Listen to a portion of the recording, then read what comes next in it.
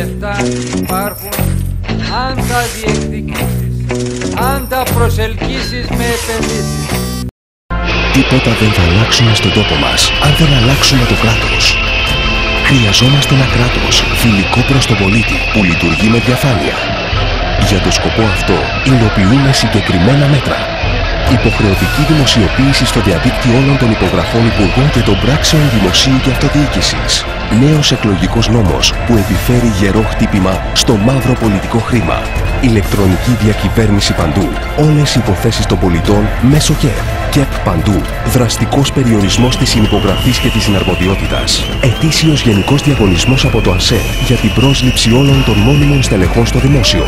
Ήρθε η ώρα να χτίσουμε ένα κράτος που λειτουργεί με διαφάνεια και υπηρετεί αποτελεσματικά τον πολίτη. Πασόκ. Πρώτα ο πολίτης. Λεφτά υπάρχουν, αν τα διεκδικήσεις, αν τα προσελκύσεις με επενδύσεις, αν νοικοκυρέψεις το κράτος.